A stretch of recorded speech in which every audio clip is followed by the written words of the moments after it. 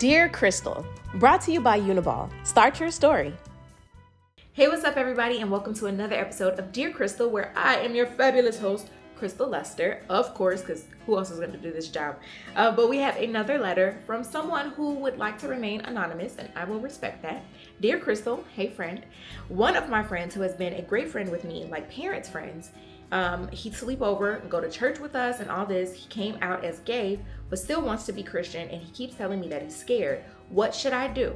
Thank you for reading. P.S. Love your videos. Well, first of all, thank you so much for the support, and thank you for trusting me with this letter. I'm sure that it's a little unnerving, especially when you're dealing with sensitive topics like this, to send it to a complete stranger, but y'all know, we're not strangers. We're here, because I love y'all for real. I'm really glad that you sent this out. We're still in Pride Month, and it's a great time to talk about, how we relate to the LGBTQ plus community, especially those of us who are Christians, those of us who have a relationship with God, right? So I want to use an example from my actual life to kind of provide my advice about this particular topic. When I was growing up in youth group in church, I had a really cool friend. I won't give her name, but we had the same sense of humor. She was super funny, super nice. We always had a good time whenever we would hang out together. We would go to all the church functions together, and we just had a lot of fun. And then at some point, she kind of stopped coming around church, and I kind of figured something was up, but I didn't want to press her.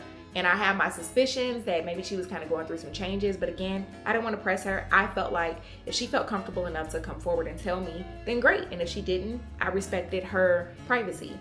And so one day I walked in church, and there she was, and I hugged her, and I was happy to see her. And she was kind of like nervous. And then she, turned around and pointed to a girl across the hall, and she was like, "That's my girlfriend. I'm gay." And I was like, "Okay."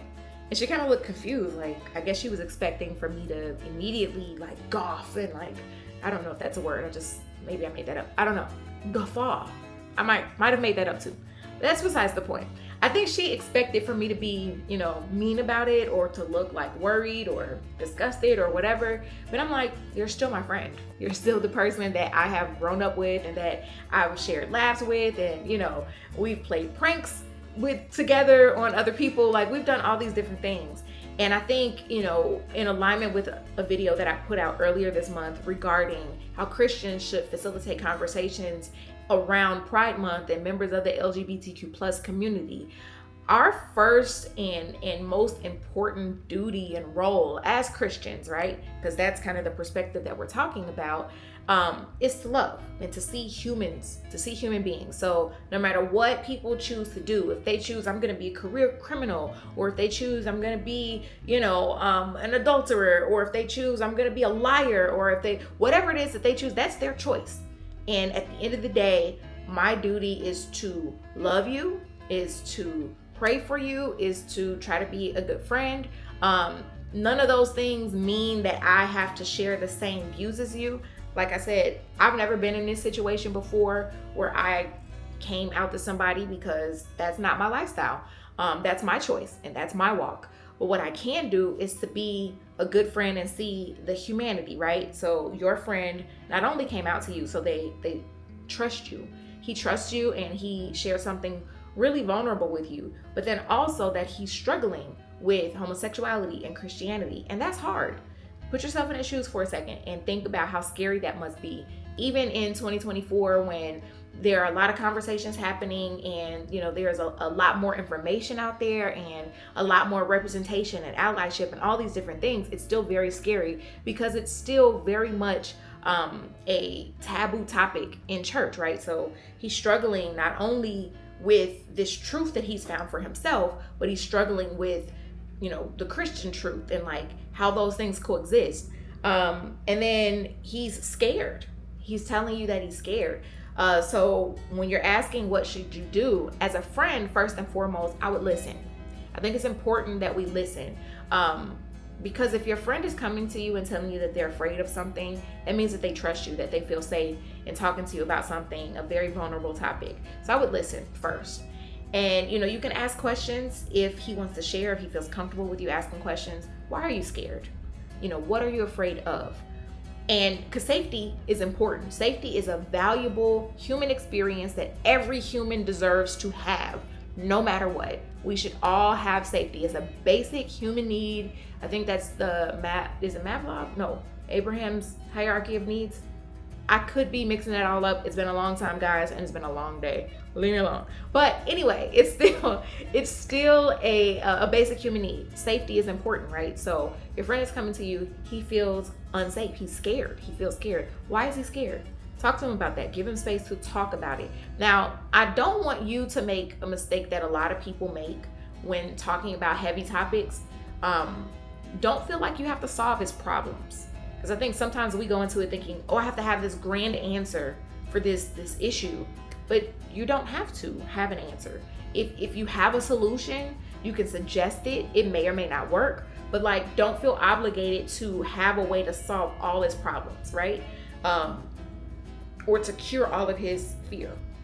Because you may not have that. That may be a longer process and something bigger than either of you can figure out in one conversation. But what you can do is be a good friend, be a good listener, reaffirm the facts, right? So the facts are that he has these two things that he's trying to balance and juggle, and the facts that he's not the only one. There are plenty of people who are trying to navigate homosexuality and Christianity at the same time. So he's not alone. And then reaffirm him as a Christian that right where he is loved, he is seen, he is valued, that God sees him, and that God's love is still for him. That's important. That's something that we do not do enough of in church, is remind people that God's love is for them. We don't have to do anything to earn God's love. He loves you right where you are. And for those of us who may be watching who are like, oh my gosh, I can't believe you just said that. It's in the Bible. Just wanted to put that out there. So yeah, it's in the Bible. Nothing can separate us from the love of God. That is just pure truth from scripture. But yeah, I would advise you to be a good friend. Listen, try to help him figure out what he needs to feel safe. Now, feeling safe does not mean that everybody will agree with him. That's another fact in the matter. There will be pushback. There will be people who will not agree with him, because that is just the world that we live in. But the truth of the matter, again, the things that you can affirm is that if you're going to continue to be his friend, that he has a friend in you, that he can talk to you, that you can listen, and that you can affirm him in the love of God. Those are the things that I suggest, that I would invite you to do. Be a good friend. Be a good friend. And if there are questions that you have, in the process, if there are things that you want to know, you can ask those in a kind way. I will be the first to say, when I first started getting a lot of friends in the LGBTQ plus community, I was honest and I asked questions because I was ignorant. I was like, I have no idea about this community because I'm not a part of it. And I didn't grow up with a lot of people that I knew who were in that community. And I want to know. I want to ask questions. I want to understand where you're coming from. So when I'm talking to you, I'm not being rude. I'm not being dismissive. We don't have to agree on everything. Nobody is going to agree on everything that you say or everything that you feel. But I do want to validate your humanity. And so I'm going to talk to you in a way that shows you that I see you as a person at the end of the day. So if you have questions, if there are things that you don't understand, like terms, I remember I was talking to somebody and I didn't understand, what were we talking about?